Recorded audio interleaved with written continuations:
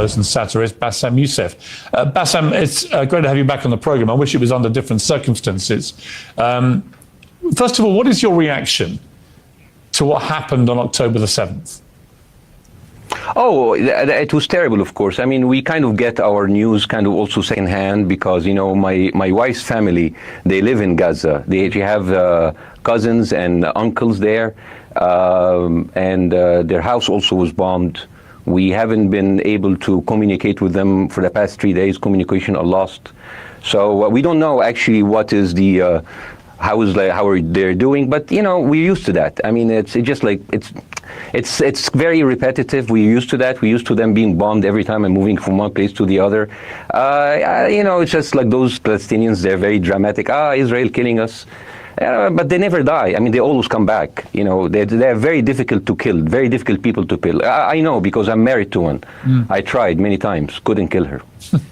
I mean, there's a dark humor there, and I understand why. Because no, it's not dark humor. I try to get to her every time, but she uses our kids as human shields. I can never take her out. Again, I understand the humor, but to be serious, Bassem, about this. Tonight, I will be serious. Now, I will be serious. I was watching your interview with Ben Shapiro, and I'll tell you one thing. Yeah. I think that Ben Shapiro is one of the smartest people who ever walked this earth. He's very, very smart. I follow him, and I believe everything he said. And when he came on your show, his solution was, and I quote, his solution was that the solution for this is for Israel to annex Gaza and to kill as many son of bitches as possible to make sure that this will never happen again.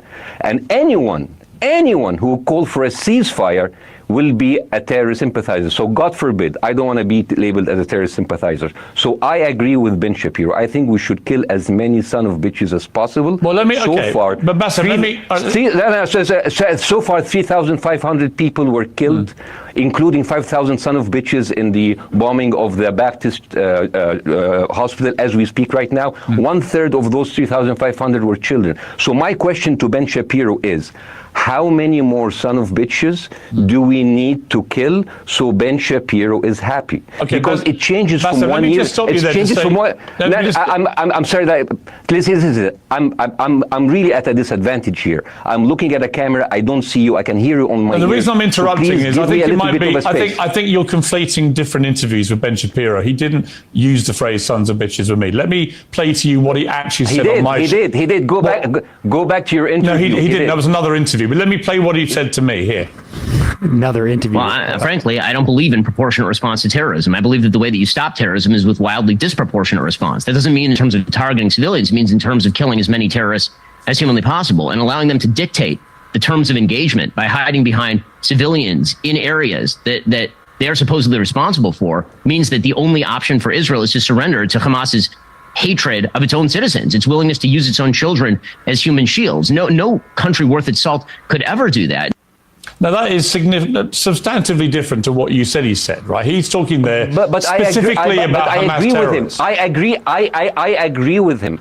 The thing is, the question is, what is a proportionate response? Because it has been different from one year to another. So if you look to this graph, for example, this is the death of Israeli and Palestinians, and it's changing from 1 year to year. It's like fluctuating like crypto. So my question is today, what is the going rate today for human lives? I mean, 2014 was a great year for Ben Shapiro. 88 Israelis were died, and there was 2,329 Palestinians killed on the other side. That is one Israeli for 27 Palestinians. That is a very good exchange rate. What I'm saying is, what is the exchange rate for today?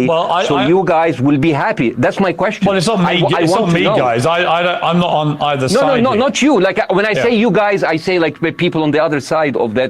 I know that you don't think like that, Piers. You are one of the good guys. But let me tell you something. I mean, the reason that I'm using this is that, I mean, I can't remember what happened in 2014. And there was no music festival, but there must be something. I mean, they must do something. It is their fault. It has to be something. I mean, 2018, 300 Palestinians died. Who's counting, you know? So the thing is, what my question is, let's find what is the exchange rate for human life today so we expect the future death of Palestinians and we'll be happy to it. My response to that would be this, Bassem. I thought carefully about this. because I think it's very tricky for people like me to immerse ourselves into a conflict where we're not directly involved.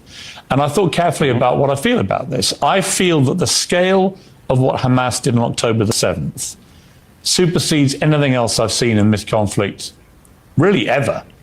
The savagery, yes, the butchery, the slaughter of 1,300 people, the shooting of babies, the 100%. Kidnapping of grandmas, and so on. So if we can agree on that, which I think is inarguable, then the question then becomes, again, about proportion. I don't disagree that there's been a lot of bad stuff on both sides going back historically for decades. But if we agree that this was on a different level altogether, quite deliberately by Hamas, designed to provoke. No, here's my question. Let me ask you a question. And the question, because you raised it earlier about proportion. I honestly don't know what the proportionate response is. I honestly don't. I don't. I've been watching the airstrikes this week thinking. So what's your question? Well, I would ask you, if you were Israel, what would you? If I was Israel. If you were Israel and that had happened to you, what would you think would be the appropriate way for the country to respond? I would do exactly like Israel did, kill as many people as possible, since the world is letting me do it. I mean, I can do it because I can, you know. But the thing is, you know what, I agree with you. And you know what, I'm going to be even ahead of you, because I see the question coming. Do you condemn Hamas for the atrocity? Yes, I condemn Hamas. I condemn Hamas. Hamas is the source of all evil. They're the reason for everything. And you know what? Let's for a minute imagine a world without Hamas. Right. What will this word look like? Let's give this word a name, and let's name this word the West Bank. Hamas has absolutely no control in the West Bank, and since the beginning of this year, only through August, 37 Palestinian kids were killed. No music festival, no paragliding, no Hamas. Since the occupation of the West Bank, 7,000 Palestinians were killed. No music festival, no paragliding, no Hamas. I can go on and on and on and on. No, but you don't.